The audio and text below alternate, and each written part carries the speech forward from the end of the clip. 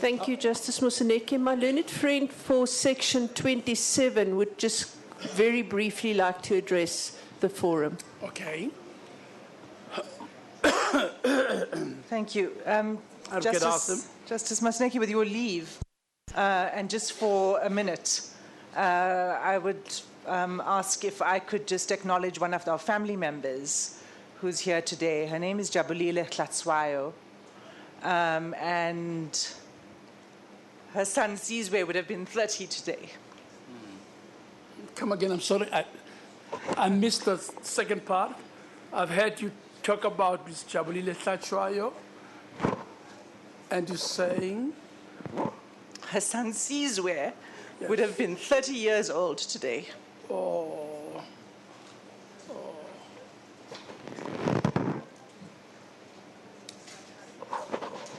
That's Sizwe Tabang Tlatswayo, and he passed away on the 10th of September 2016 at Anchor.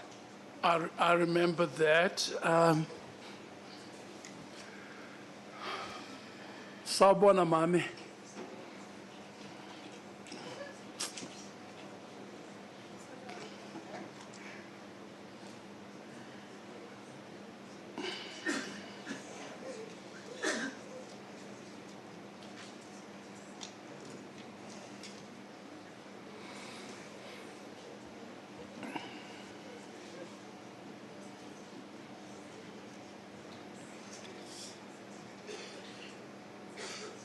And Justice Sizwe was the young man who liked to dance, traditional dances. I remember him quite clearly. He's photographed in my memory. And you remember the questions I asked about him and wondering whether he could keep a proper rhythm, which you require for traditional dancing. That's why others dance better than, some dance better than others.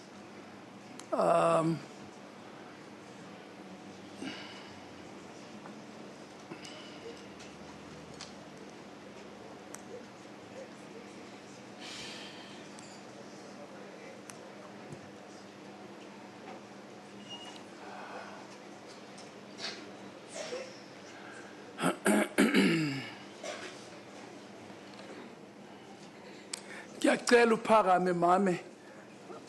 I know you're a strong human being, and I know you don't cry lightly. Siyaxolisa mami.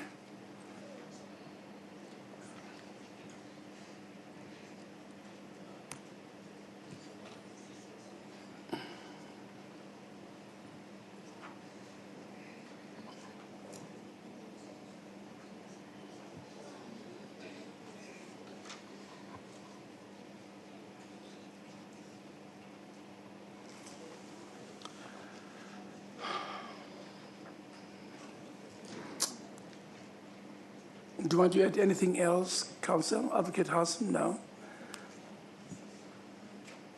No, Justice. I just wanted to remember him. Yes, yes. Thank you.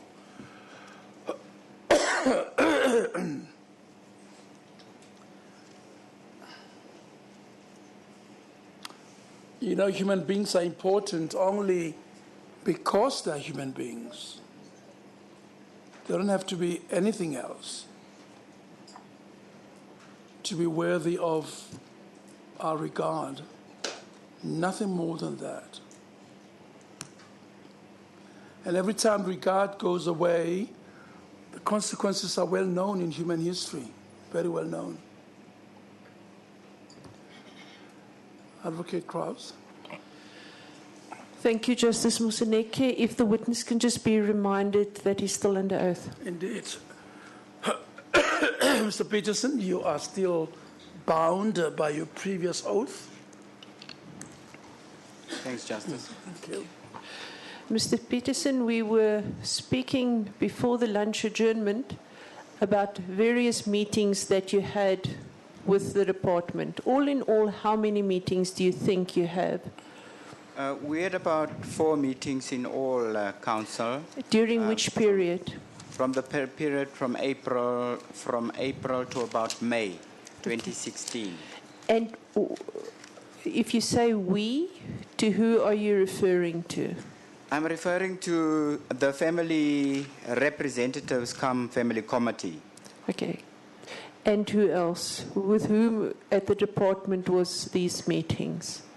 The meetings were mainly with the project team, Mr. Mose Nochi, and Dr. Manamela was present in most of them.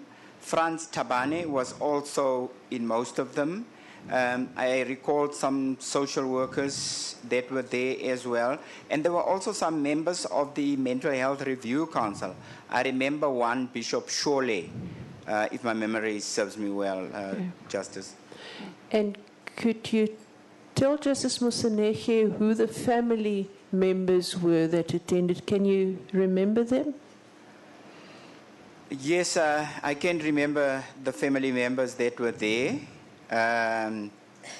They were basically, we are on a first name basis. They were Nompilo, Nomvula, myself. Just slowly. Nompilo, Nomvula. Nompilo, Nonjaba. I missed the last name.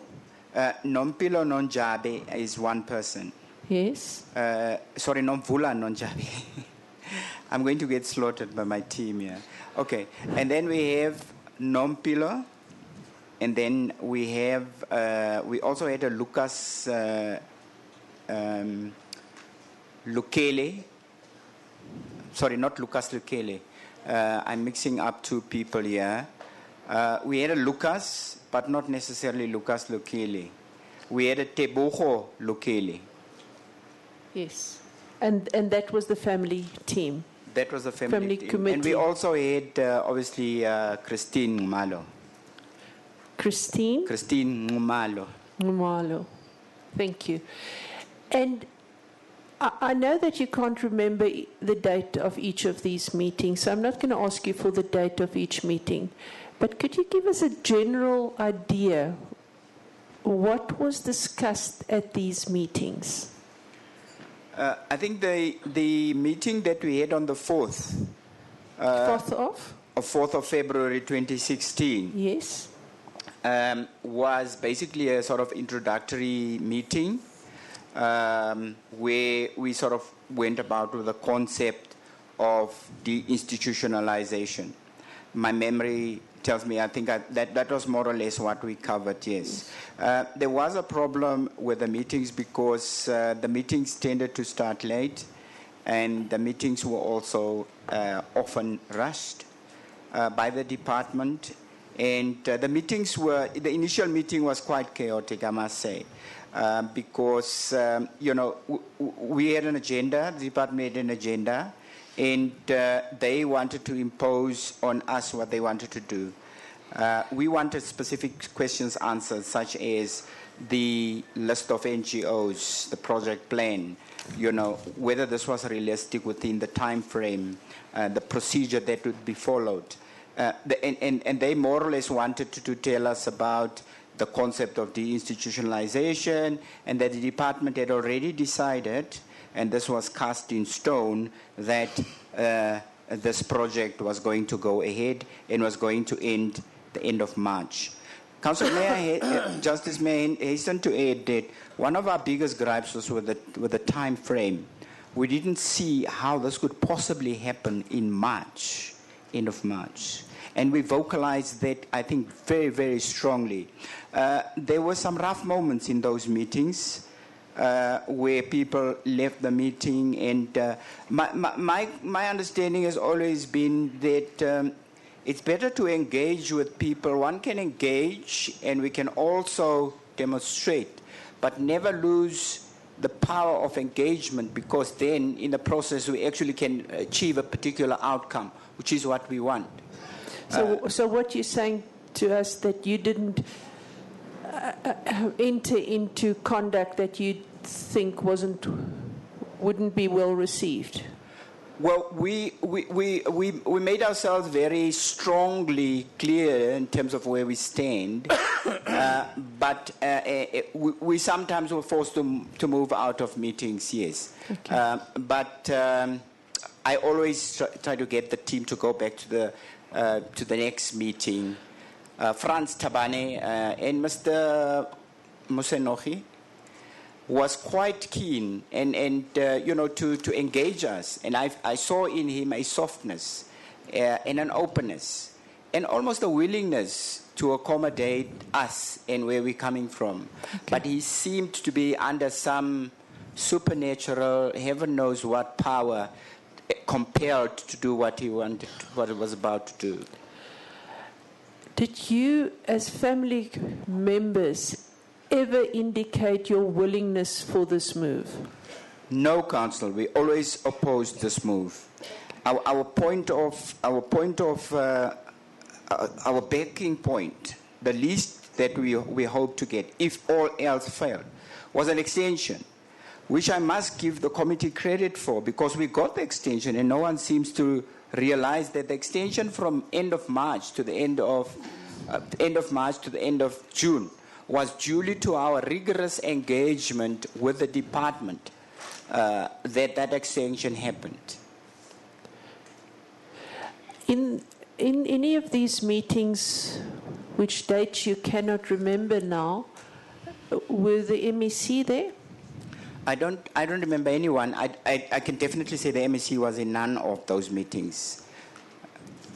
Dr. Manamela was in most of them, but Franz Tobani was in all of them, together with Hannah Jacobs. That name comes as well. What was Dr. Malamena's attitude towards your committee?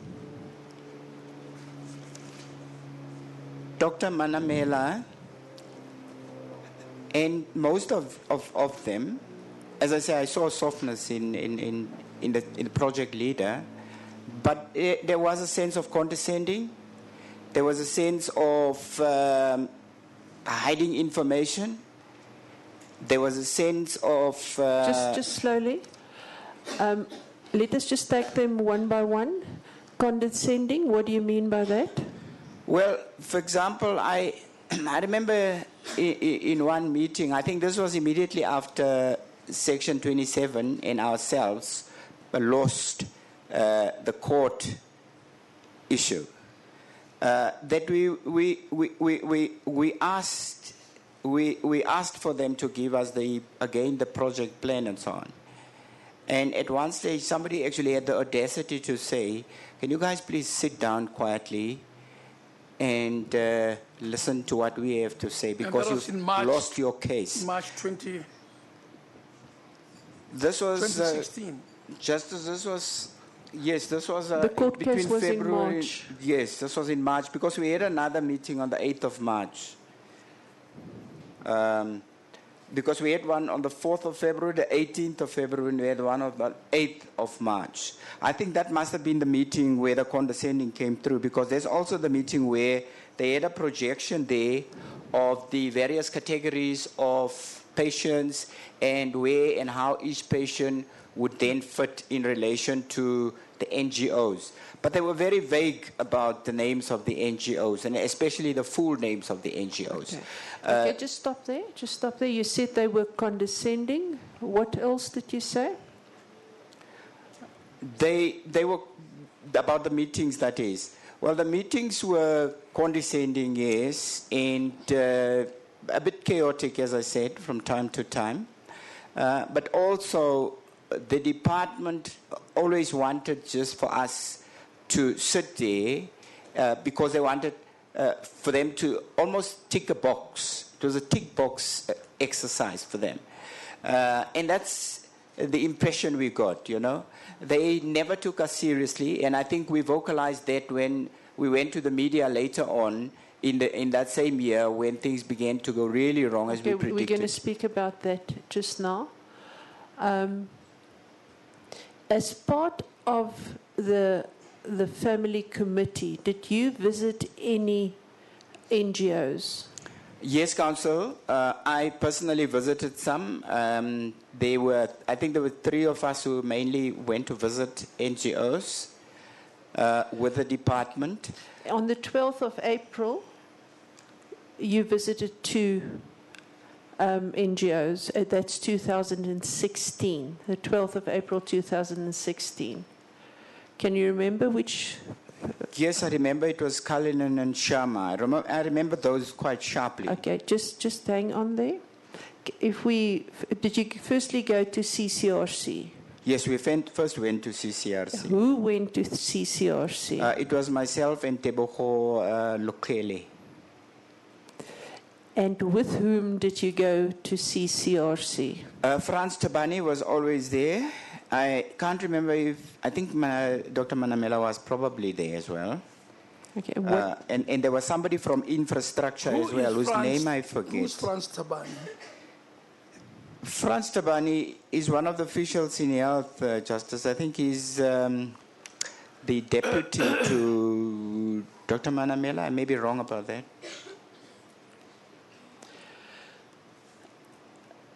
Anybody else going with you to CCRC? CCRC, we had Hannah, I think, was with us as well. Hannah Jacobs was with us. And who was she? What position did she? Hannah Jacobs was deputy, I think, to Dr. Manamela. Sorry, I get these things all wrong. But she was Hannah Jacobs was deputy, I think, to Dr. Manamela. She was deputy of the Mental Health Directorate. Did you enter CCRC at all?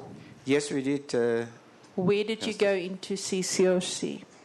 Well, we went into some allocated wards that were apparently allocated for the purposes of the new NGOs that were going to be established there. But these were just empty at the time. So you went to look at places that were empty? Yes, we did. And you went into the buildings there? We went into the buildings. We looked at the abolition facilities that were still work in progress. I think they were still busy with some of the abolition facilities, sorting them. I think there was some still drilling away and different things happening there. Were there any beds? No, I can't remember any beds. I think there were definitely no beds, yeah. And what were you told in connection with these wards that you visited at CCRC? Well, we were not told much. Something else about the visits is that they were very rushed. And I think the department was also taking advantage of the fact that we were depending on them for transportation. So they would say, look, we still have 2 or 3 other places to touch upon, and therefore it was very, very brief. All in all, how long did you spend at CCRC in those empty wards, if you can estimate? I think I would estimate maybe 10 minutes or so. Okay. Did you see CCRC's wards at all when you were there? Yes, we did, Council. How many wards did you visit of CCRC? I think they just took us to 2 or so, if I can remember. Were there patients? There were patients in some of those wards. And what was your general impression? Well, I couldn't really come up with a general impression because it was so quick. But it looked like normal hospital environment. Patients seemed fine. Bedding seemed clean. Abolition facilities clean and so on. Okay. Now, you also went to Shama that same day, the 12th of April 2016. Yes, Council. Was this after CCRC? Yes, this was immediately after CCRC. I described Shama as a death trap. In Shama, we said to them, absolutely no patients there. And we were just stop, sure. just slowly. Why do you say it was a death trap? Well, the staircase. They have a structure there where it's like a double-story situation. And the manager, CEO of Shama, took us up to where the patients would be brought in, or where he has space for additional patients, because they had existing patients there. And as we walked up the stairs started shaking. And I mean, we all got worried, you know. I think one of the ladies jumped back and said, I'm not going up this place. So the stairs were shaky. The windows were not ideal. They were normal windows where mental patients would endanger themselves. What do you mean? Can you fall Well, out of them or what? they didn't. They were not normally. They were supposed to have certain windows because if the window is broken, if it's a normal window, and a patient happens to break the window, they would actually injure themselves. So somebody brought that up and said that was a problem. I think it was one of the team members. Yes. But the beds were not in good condition. I mean, I remember somebody leaned on one of the beds and it just collapsed under them. And we said, we didn't say anything in Shama itself, but when we came out, we made it clear to France that this one was absolute no-no. Not that we wanted to accommodate, we accepted any of these as possibilities. We were just going there basically to gather information that we would then communicate on our chat group, because we had a chat group at the time. So we wanted to keep families posted about these places. You know, in case this move is really forced on us, then they at least know where their family members are. Where was Shama? Shama is in the other side of Pretoria, Justice. It's not far from Takalani, actually, within the same vicinity as Takalani.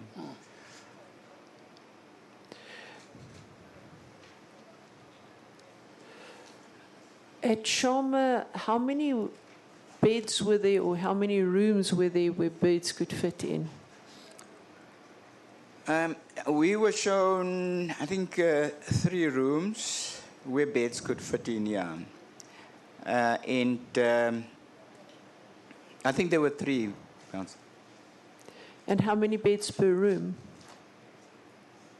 The gentleman, I think, he had about 6 or 7 beds in a room, and one of our reservations was that it's far too tightly. There's no space. I think it was actually Frans Tabani, who, with his knowledge of psychiatry and whatnot, said there's supposed to be a certain space limit between the beds by law. And we didn't even know that. But we just instinctively knew that was ridiculously chock-a-blocked. And so that was one impression I can't forget. And bedding on the beds? Could you comment on that? Well, the bedding was a bit scanty, and we asked about that, and the gentleman said, well, he's going to get, the CEO, he said he's going to get some more bedding and probably, you know, do some renovation also on the buildings themselves, including the staircase and other things. Did you see any staff at Shama? No, I don't recall seeing any staff. Did you see security? In fact, we didn't see security. In fact, security was one of the issues that bothered us, because I think the fence, they had a broken fence or something like that. And we pointed that out, and that worried us terribly. In fact, the whole environment, you know, at Shama was just not the right kind of environment where you'd send anyone. Was it on a farm plot? It's sort of built-up area. It's a sort of farm plot-ish, Justice. You say the fence was broken. What do you mean? I mean, the part of the fence was down. It wasn't. The wall wasn't complete, as it were. The fence, the wall wasn't complete.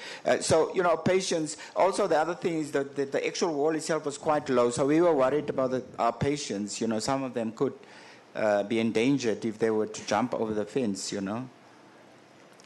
So you indicated that you were unhappy with the conditions there. Yes, we indicated that we were unhappy with the conditions, and we used that actually, Counsel, if I may add, we actually used that as ammunition to say to them, you know, one, we're not convinced that this move is properly planned. Mm-hmm. We are opposed to this move. So you reiterated your views. Mm. Now, on the 19th of April 2016, you visited 2 further NGOs. Is that right? That's right, Council. Which one did you... That was Mosego and Takalani. Did you go firstly to Mosego? We went firstly to Mosego, yes. Where is Mosego? Mosego is in Krugersdorp. It's on Ockerse Street in an urban environment. That's where my uncle was sent eventually. And how does Mosego look from the outside? Well, from the outside, if you've been told about deinstitutionalization, you'd think, well, this is a fantastic idea because it's so urban and it's a town situation, it's a homely house situation. So on face value, it looked like sort of the ideal place. Did it have a fence around? Yes, they had a fence, but again, Mosego, at one of the fences, they had trees around the fences. And we were concerned about the trees. Again, I think it was Frans Tobane who pointed out to us to say that trees are not very ideal, especially positioned in that way, because if you do have somebody who's suicidal, they might injure themselves using the tree. But my sort of civilian kind of reasoning and problem with the trees was that the patients could climb up the tree and jump over. They had a huge main road just next to Mosego, where, it's a serious main road that is very busy. With traffic? With traffic, yes. Were there any security at Mosego? I think there was one or two. Okay. Were there patients when you were there? There were patients when we were there. Just to put this in perspective, this was before your uncle was moved there? This was before my uncle was moved. How many patients did you see there?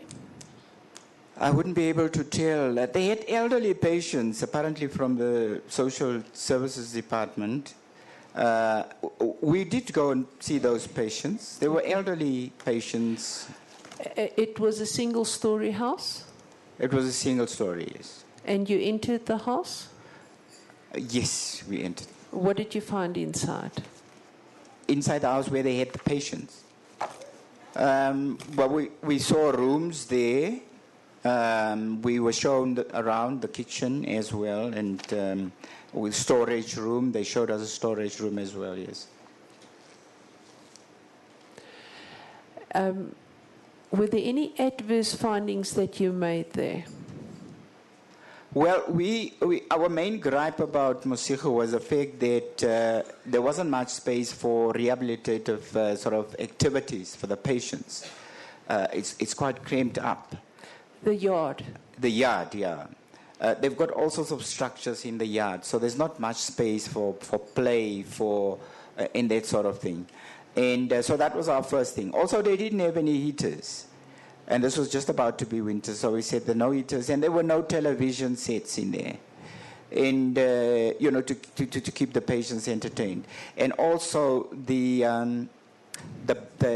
bars that they had, the security bars, we felt that then, and the way they were going to keep the patients, that those were rather crude and inhumane, in that they were huge bars, they were prison-like bars.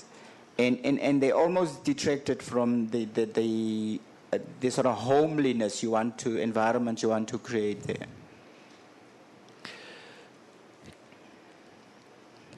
The kitchen, what did you find there? Council, my first impression was I wasn't happy with the kitchen. The kitchen wasn't very clean. We saw a few things that will go unmentioned here, creepy crawlies, but we were told that, obviously it's a problem that they will handle. But my impression was just that it wasn't a fully furnished kitchen. And by that, I think I mean it was all squashed up. In other words, it was small. They had one little basin there and a tap there and so on. Council, if one looks at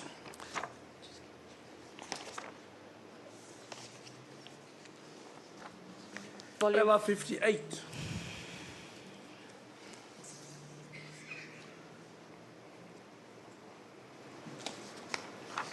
the Ombud has bunched up Mosego and Takalani,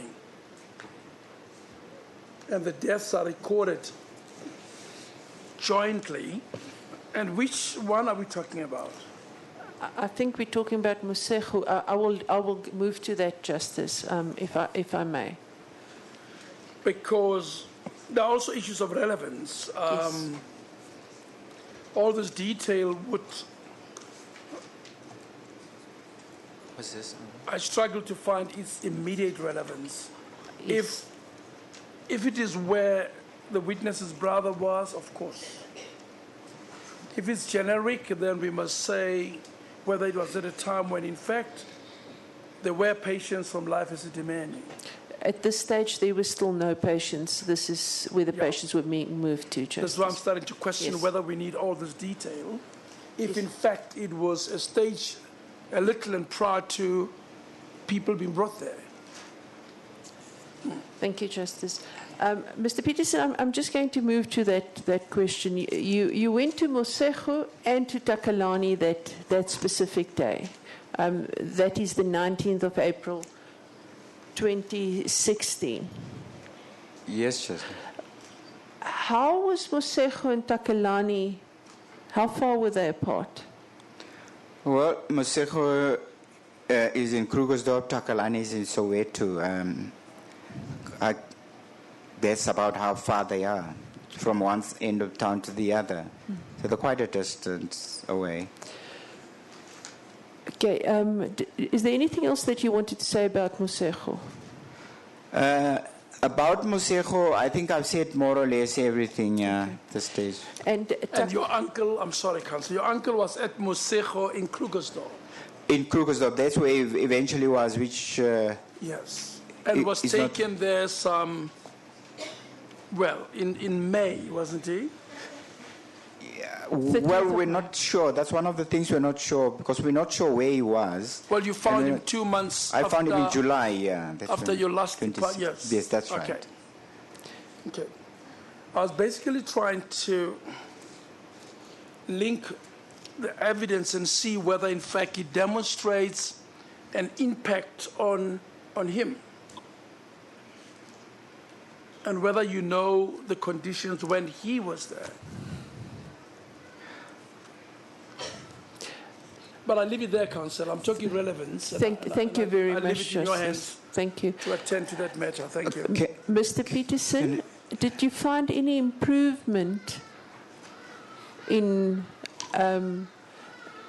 Mosego when you found your uncle there?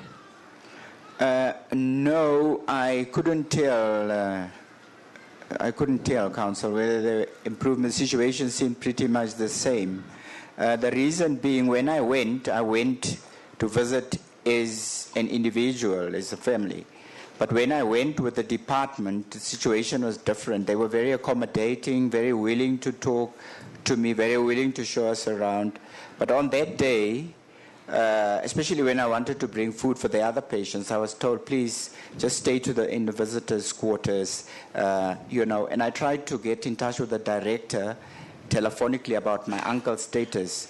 I remember getting hold of her, but then the first thing she said was, when I said, look, I'm a family member, and she said, please, can you not use the cell number, use the landline?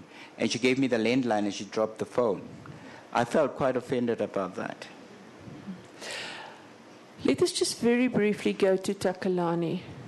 You went there. With whom did you go there? Again, it was Tebogo Lukele, and myself. And in the department, Franz Tobane, I think Dr. Manamela was there that day as well. What did you find at Takalani? We found at Takalani, as we came in, Council, there was a demonstration outside. People were toy-toying, and we happened to talk. Could you establish who the people were? Well, no, they approached us because they thought, everyone there was with government. And I actually went to them, to the ringleader, and introduced myself. I said, I'm coming from a family committee. And he said, yeah, no, they have some serious issues here, with the payments, with the treatment of staff, and so on. So that was the whole thing about the march itself. So Takalani, was it the staff that was demonstrating outside? Yes, it was apparently staff that had been dismissed, Justice, if I remember. What did you find inside? Inside, we didn't really stay long because I think it was the department's strategy to keep us there very briefly. We did find some patients there in some of the wards.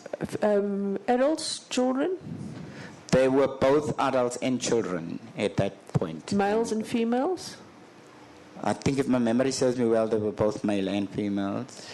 Yes, and how did you find the living quarters? We couldn't really make an objective assessment of that because we were shown specific places. You know, you didn't have the freedom to roam around. Yeah, we didn't have the freedom to roam, and when we requested that, there was always the issue of, you know, we can't spend too much time here. It was a tick box exercise. Okay. Council. Apart from the meetings and the visits, there were also a few marches that you attended. How many marches did you attend? We had 3 marches, and I attended all of them, Council. Okay, we've dealt with the first march. The second march, can you remember when that was, more or less? More or less, I think it was around June, Council. And that again was from Mary Fitzgerald to the department. And how many people attended that march? We had quite a few more people in that particular march because we'd managed to rally, we'd managed to get ground support through obviously the help of SADC and other people and Section 27. So I would estimate about maybe even 120 perhaps. And what was the reason for this march? Well, that march in June was again to voice our opposition. And I think around about that time there were already deaths that started occurring. And we wanted to make it clear that we are now totally opposed to this to this march. We adopted a two-pronged approach, Justice, that we would say that we would talk to the department, but at the same time, we would also do our demonstrations. There were some of our committee members who felt that talking to the department was a waste of time. I sometimes got the same impression, but it was a two-pronged approach. Well, it's tried and tested. It's not a bad approach. I see in Zimbabwe, thousands and thousands of people are thronging the streets right now, while others are talking to their president. So you talk and much and talk and much and talk. It's not a bad. Thank you, Justice. It's not a bad strategy at all. You talk and much and talk and much. It's tried and tested strategy. Thank you, Justice. The third march, when was that? The third march was in October. And again, this was October 2016. 2016, yeah. Again, this was to voice. Now, this time we included the deaths that occurred. We wanted the department to come clean about the number of deaths, because we were beginning to get calls. I mean, I got calls in evenings, awkward times. Many times I thought my phone was going totally crazy from the phone calls of family members who were complaining about not knowing where the family members were or something. I'm interested to know, what did people like Dr. Manamela, like Hannah Jacobs, like the other man whose name you mentioned, somebody Tabani? Franz Tabani. They are the people you told consistently, this is not going to work. And now we come into later times, i.e. between May and October, and people are dying. What are they saying to the committee? And what is the response to the family committee, which has been warning them, which has been marching, which has been giving them memoranda? and going to look at these facilities and coming back to say, no good. What were they now saying? Because people had started dying. Justice, this is what really got us angry and upset. It was because the department never really wanted to admit. And for us, that was the biggest problem. They never really, even at that stage, there was secrecy about the numbers. We knew the numbers were high. Many of us appeared on SABC. I became an activist. I'm not a celebrity by any standard or stretch of imagination. But, we were there saying there were more deaths, and there are lots of complaints because they couldn't give answers. But the cover-up was nauseating, to say the least, Justice, with respect to you. It really made us angry. It really stressed us. And many of our family members were mentally, spiritually, and otherwise physically affected. People got sick. I myself had to see a psychologist because I just couldn't. I started getting memory lapses and all sorts of things. But they ignored you from December 2015. They granted one postponement, and thereafter they went in a straight line. And look at the schedule of the Ombud. People started dying quite early. While you were talking to them on this chronology, patients, mental health care users, had started dying at NGOs. Did you tell them this? We told them, just in no uncertain terms, but there was a very interesting perspective that some amongst the government took, or some amongst this team took. And this runs almost something like, these people don't matter, number one. Number two, that the opposition the committee was putting was coming from political motivations. That we were used by the DA, that we were, we were actually, I remember in one meeting where actually the MEC herself quietly called me aside, and Sasop was there. I remember Dr.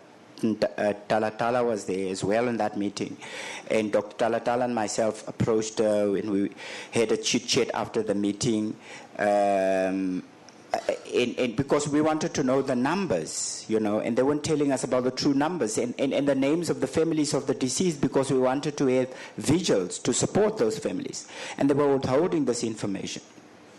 And what upset me most was that she said to me quietly, she said, you know what, you must stay away from white people.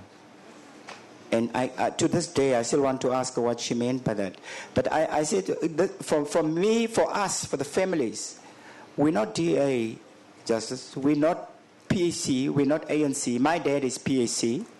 Oh. My grandmother used to be ANC. I'm not sure about myself. But definitely we were not politically motivated by any politician. It just so happens that it was the DA that asked the question about the numbers in the legislature. But it was absolutely wrong. Yeah, but I'm asking this because you're in a position where you could have said, but we told you so. Look at this, it's happening. They still wouldn't listen, Justice. But you should stop this NGO project immediately to save more lives that are likely to be lost. And look at the schedule. People died essentially from around April right up to October, towards the end of 2016. Some finally died around January 2017.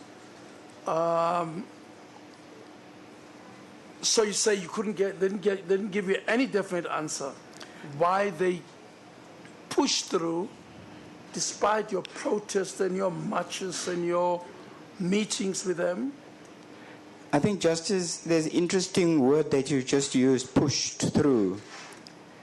And that's exactly the sense that we got, that they felt pushed, and the push was coming from the top. And I think there was a sense in which there was such a determination about this and such a madness about it, And I think it comes from leadership that is insecure, leadership that when they've made up their mind about something, do not entertain different points of view, and do not take in the decision-making process inputs from the least of the least. And even from the experts. I mean, they didn't even listen to the experts, Justice. I mean, what were we? We were not even experts. We were just family members. So we were not surprised, but they were pushed. And there's a push. I think that when we dig for the truth in this particular context of the ADR with your excellent assistance, Justice Musenegi, we know we will come to the truth of where that push really came from. Counsel. Thank you, Justice. Did you ever ask why is it necessary to close Life Esidimeni?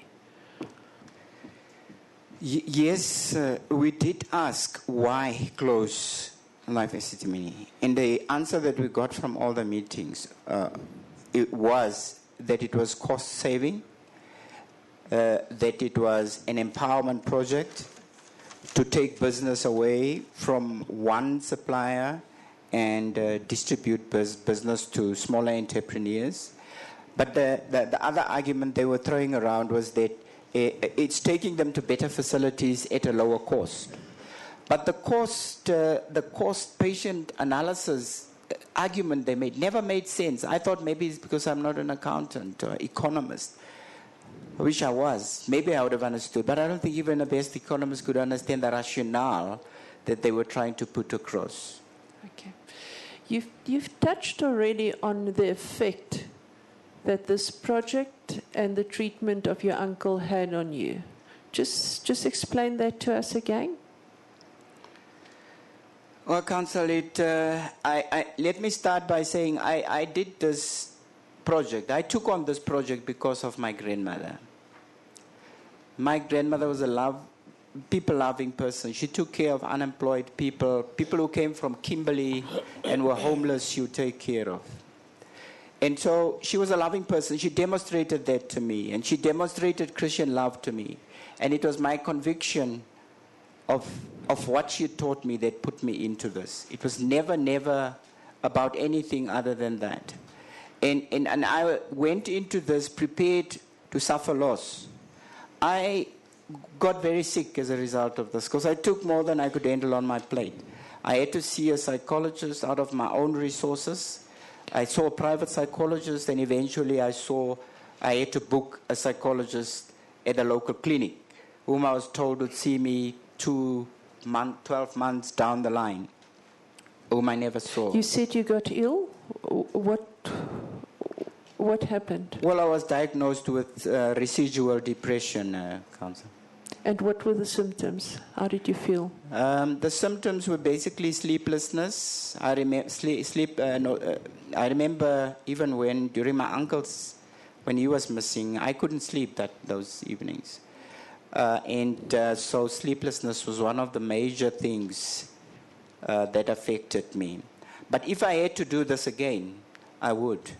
Okay. Because I believe that it's the best course. It has given shape, meaning to my life in a way that nothing else has. And I've taken it on almost as a ministry. And I know that in the end, justice will prevail.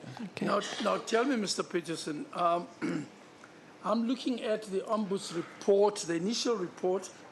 The Ombud tells us that at Mosego Takalani, 15 people died. In the final report, which is in front of you, I wanted to look at that, LR 58.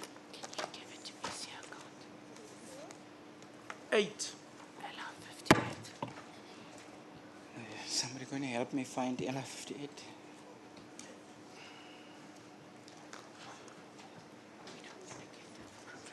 LR 58. Oh, it's this one. Okay.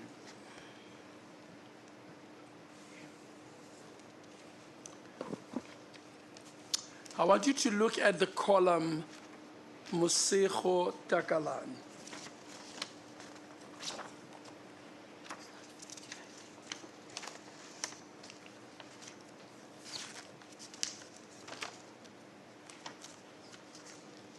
It's marked 8.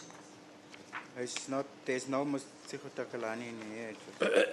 No, in the report, you must go to page 8 of the Ombuds report. Could you just help there, Waki? L57.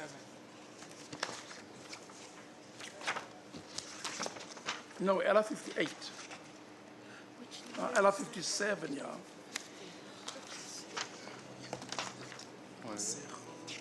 Last page. Page 8 of L57.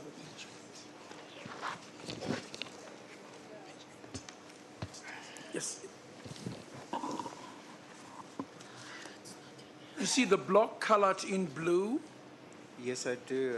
and if you see there, you'll see the names Moseko Takalani.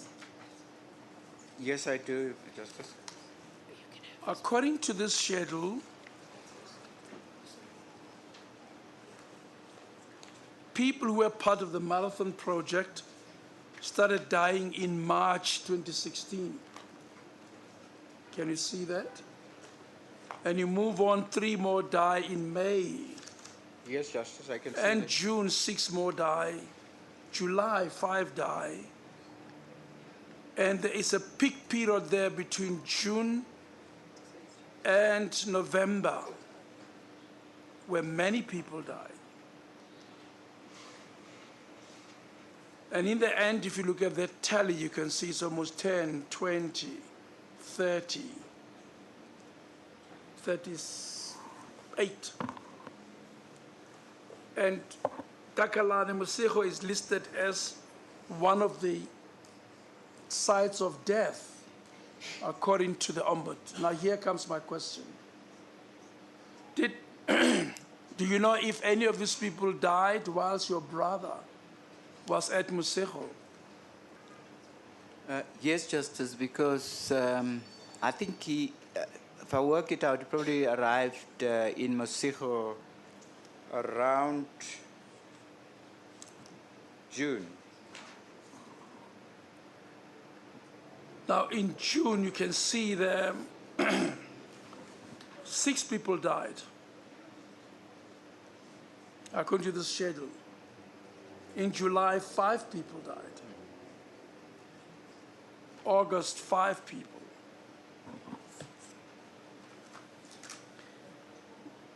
Is there anything you can tell us about the knowledge of your uncle, whether he was aware of these deaths, and what his response was, if he was? Unfortunately, I wouldn't be able to tell, Justice, because my uncle would not, is not really in a position where he would be able to articulate to that extent. But, I mean, he did say in his own way that he was unhappy at the place. Because we asked him, hoe kom as jy so siek? He just said, nee, it's so goed hier so nie. And it's seer, but his emphasis was on the pain that he had. But we never really engaged him rigorously because he's kind of poorly orientated also to space and time sometimes because of the schizophrenia. Sure. So you don't know whether he experienced the deaths of others and what its impact might have been on him. I wouldn't know, Justice. What I can assure you, though, is that when we looked at him, we saw a man who was on the verge of dying. He was very sickly. And other patients that I saw that were hanging around, they were also very sickly. And as I say, my uncle is manic. In other words, my layman's understanding of that is he's hyperactive. I mean, like I say, even as a child, they knew him because he was running all over Alex. We lived in 4 Avenue, number 35. He would run up to 19th Avenue. And I'm sure you know what I'm talking about, Alex, Justice. Yes. And so that's the kind of energy he had. But that day when we saw him, he obviously also had depression, because he never really had depression. He was low, he was down, and he was down and out. And I would only surmise that that is probably because of what he observed, what he saw, and what transpired. Yeah, As for it him, just strikes me a lot of people were dying around him, And I just wondered whether he knew it, observed it, and whether you've heard what his responses might be, but the answer seems to be no. You didn't specifically talk about the deaths. He isn't high functioning to the point where you could, perhaps he would express himself, but not in so many words, Justice. He couldn't speak, could he? He could speak, yeah. He's not intellectually disabled. He can speak, he can talk, but he can't carry an argument through and fully in that way. You know, it's not like some of the other family members that testified here with high-functioning patients can tell you. The patient said, we were taken from here, this is what happened in my room and what have you and so on. Yeah. No, but one thing, he registered his unhappiness. Sure. Counsel?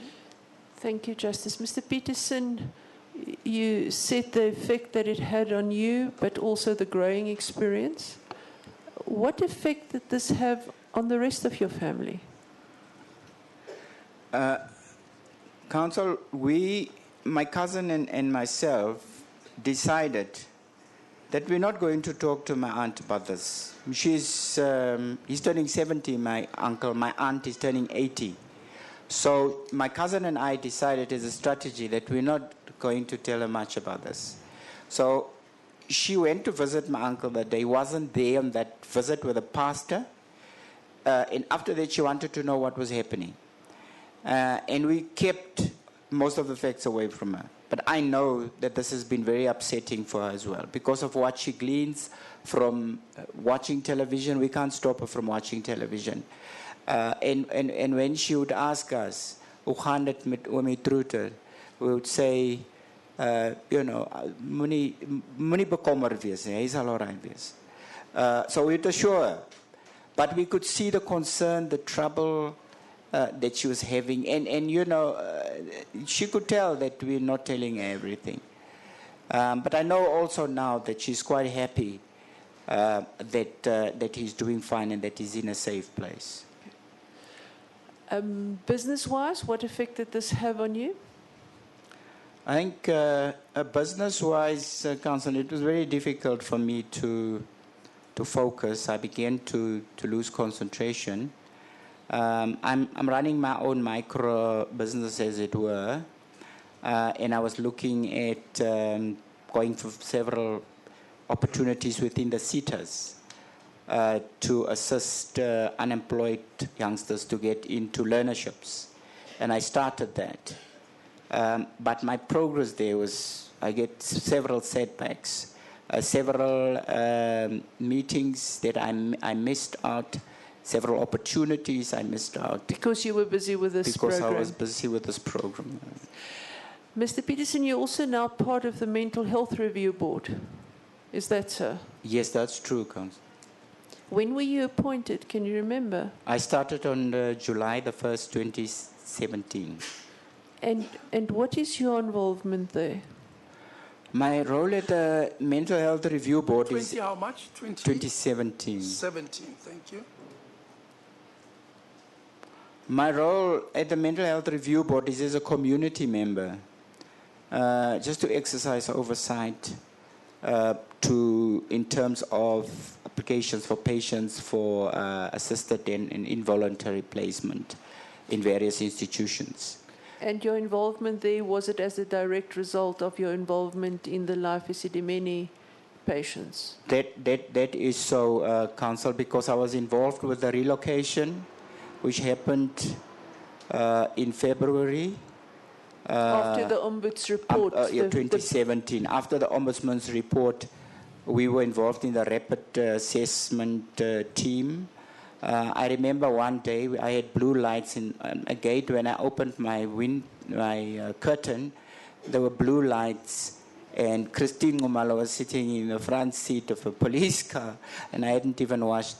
And so it was quite rushed. We were rushed to Pretoria for a meeting with a team that was going to do the rapid assessment on the patients to move them urgently away from those NGOs that were identified by the Ombudsman as critical. So that also took a lot of your time? That also took a lot of my time. But then immediately after the relocation was the the process of the getting involved with the. And when the rapid assessment was happening, where was the MEC, Tani Mahlangu? That rapid assessment happened in January after the Ombudsman's report. She resigned the following, the day before, I think the report went public. That's when she resigned. We were in a meeting with the Premier on that day, and the Premier was still going to address us as a family committee. And SASOP and SEDEC and Section 27, everyone was there. They were just about to break the news. And then the Premier had to dash out. And then he dashed back in to say, I've got breaking news. I just got a message from MEC Mahlangu that she's put in her resignation. And I happily accepted it. And we applauded and saluted him for that. And to this day, we applaud and salute him for that. However, may I hasten to add? Him is the Premier. The Premier. Yes, thanks. I'm not sure if I answered your question properly about the Mental Health Review Board. Yes, thank you. You also attended Parliament, did you not? Yes, we as a team again, the family committee attended Parliament where the current MEC now presented the budget speech. Did you attend Parliament where Minister Motsoaledi spoke about the Life Esidimeni issues? Yes, I did. That was in Cape Town. That was in Cape Town. And he gave recognition to you. He did give recognition to the committee and the work that the committee did, that the committee played a major role behind the scenes and otherwise, yes. Mr. Peterson, then just lastly, these proceedings are part the family's doing that it's here. What redress do you want to suggest would be a proper redress for what has happened here? Well, I think this is part of the redress, part of it, the ADR process. And I must say, I was also involved in the formulation of the terms of reference for the ADR process. And I think for us, this process is healing. And as well, just the engagement with people coming forth and telling us the truth. It's a pity that Dr. Manamela decided to get sick, and I use the word decidedly sick, when we were really keen to hear from her, because we want the truth. Because the truth is what will heal us in the end. We want to know why this happened, how it happened, and it doesn't ever happen to those of us who've survived. I think even for those of the deceased, if they know that something like this will never happen again, that is the biggest reward we can give them. And that's the biggest way in which we can contribute towards their healing. But of course, there are other things that can be done, such as a memorial. And I think that will go a long way to tell future generations, to tell the world that we as South Africans, that we're not condoning what happened, that we will fight what happened tooth and nail, and that we will see justice come to pass, and that we will remember those people, and we will do all and everything in our power to make sure that something like this does not happen ever in this country or anywhere in the world. I think for us, for me, if we can pull out lessons from what happened here, lessons so this that we would can... be a physical memorial in remembrance of those who passed on and survivors of this marathon project. Is that it? That's my understanding. Yeah, this is a physical memorial. Yeah. Physical memorial. Okay, please go ahead, continue. I was approached by someone in the gym the other day, Justice, to say that... so you're a pastor who goes to gym. That's very impressive. Yes, Mr. Peterson. To say that we neglected our family members, that most people don't visit their family members. Well, that is just not true. I've interacted with family members. I've seen their socio-economic circumstances. I've seen the hearts they have and the love they have for their family members. We don't visit sometimes, as often as we should visit. That's true. But that's because of limitations that are to do with resources. And if something along those lines could come out of this deliberation, out of this ADR, to say how can we help families to interact more with their loved ones, that would assist greatly. We are by no means opposed to deinstitutionalization.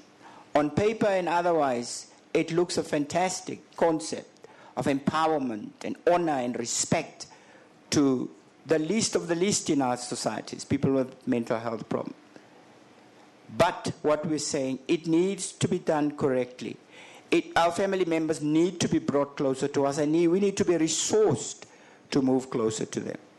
So if out of this, and I don't have a clear-cut answer, Justice, but if a coupon system or some kind of a system to assist these particular family members to visit more easily and frequently, I'm sure that could be part of an equation that would go a long way in equitable recompense.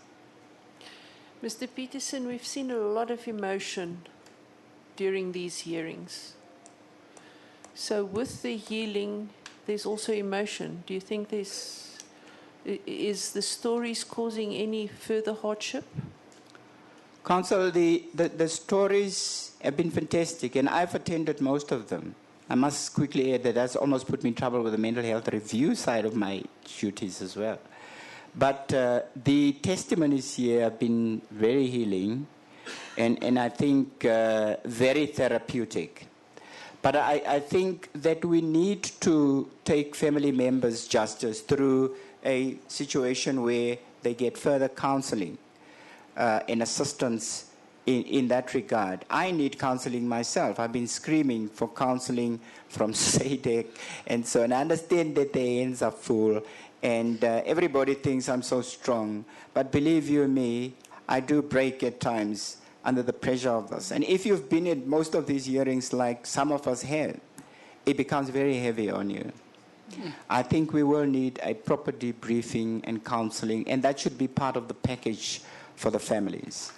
Well, I have a psychologist friend from Cape Town who told me when I make the order, I must have a line that says, counseling for the Kgang Moseneke.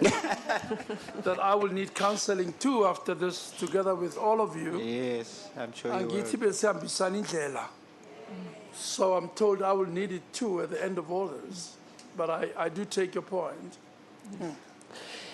That we need additional counseling in order to meet the impact of this tragedy. You may proceed. Thank you.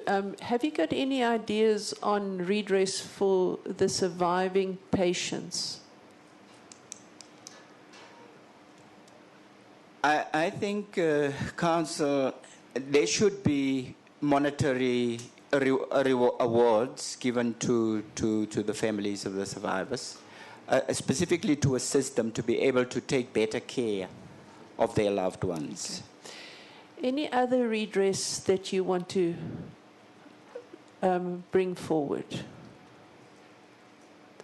Well, I do want to mention that we had several healing sessions with Premier David Makura, sorry, and those have been very meaningful. And we have heard from the minister to ask for an apology, and I think those also went a long way. And I know that the minister and the premier will be appearing, and so I think that kind of gesture, an apology, will also go a very long way in helping us with restorative justice. But I must add that criminal charges must be laid to the people. I think it's important that those who perpetrated this hideous crime against defenseless people are worse than the people who killed, whoever they were, that killed people during the Second World War or in any other context. The bomb on Hiroshima and Nagasaki was a terrible landmark of pain in the history of mankind. But I think what these people have done is along those sides. And I think they need to be brought to book for that. And I'm not a lawyer, so I can't say they must be charged for murder. But I can say they must be charged very seriously.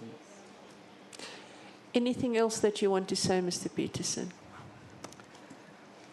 I will rest my case for now, Councillor. Thank you, Justice Moseneke. Thank you, Mr. Peterson, and thank you, Counsel, Advocate Krause.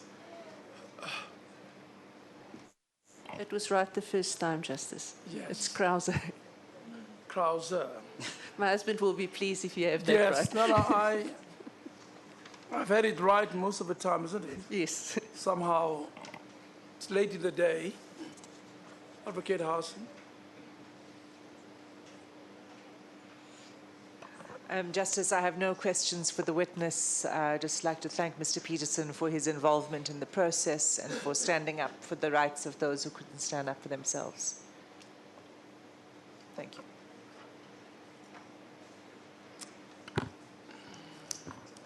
Advocate Groenewald. Thank you very much, Justice. Justice, I have no questions for the witness. We would just also, on behalf of the families that we represent, thank him and the family members for their efforts and everything they've done. It's much appreciated, and thank you very much. Yes. Advocate Guchan. Thank you, Justice. We have no questions for the witness. Oh. You're still on the post. I'm sorry. I didn't know whether a change of witness would mean change of guard. But very well. Thank you. Advocate Dina. Advocate Utam. Thank you, Justice. Mr. Peterson, good afternoon. Good afternoon, Counsel. We thank you so much for taking the time to give an explanation of the trip that your uncle had to go through during the process of relocation. And we also take this opportunity to thank your involvement to assist the government together with other family members to ensure that things get to be corrected. From your interaction with government officials, it appears that there is some progress which is underway, and as you have said, you are doing what is referred to as oversight on behalf of the family members by virtue of your appointment to the review board. And we would like to encourage to assist everyone else to ensure that the interest of the mental health care users are really protected and guarded against. And on that basis, we'll not pose any questions to you. We just want to thank you. And as you have said, other government officials will be appearing before these proceedings to extend their apology as part of the process in terms of this arbitration proceedings. And we hope that we will be able to get to the bottom of the matter for everyone to heal in this process. Thank you so much. Thank you, Counsel. You know by now, Mr. Peterson, that you are entitled to respond if you so wish.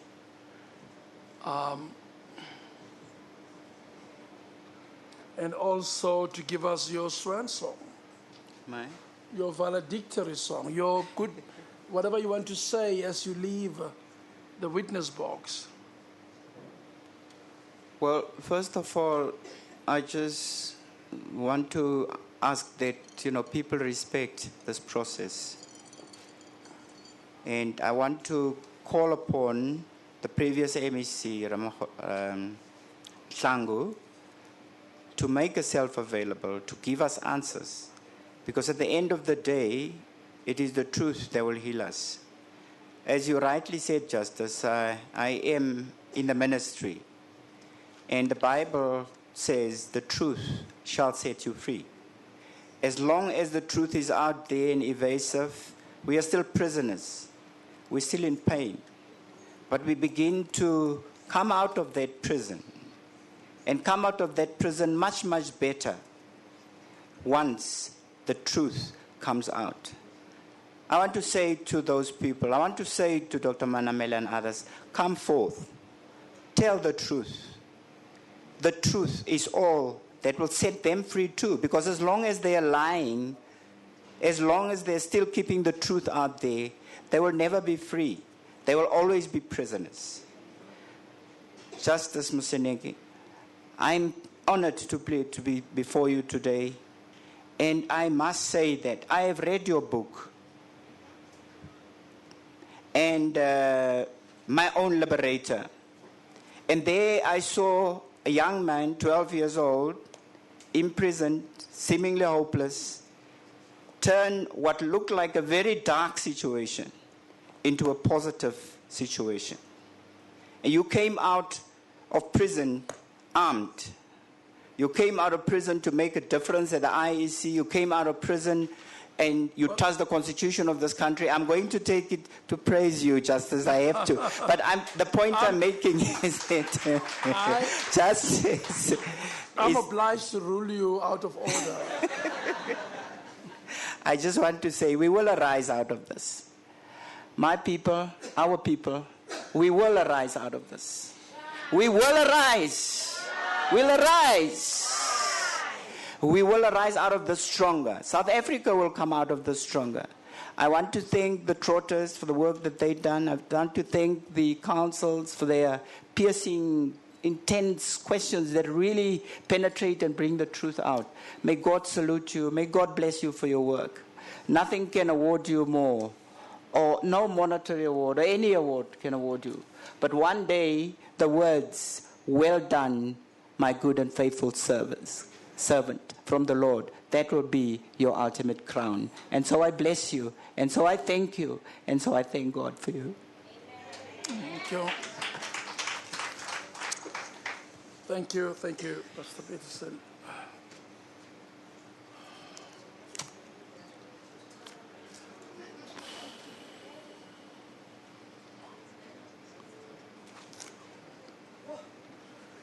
Well,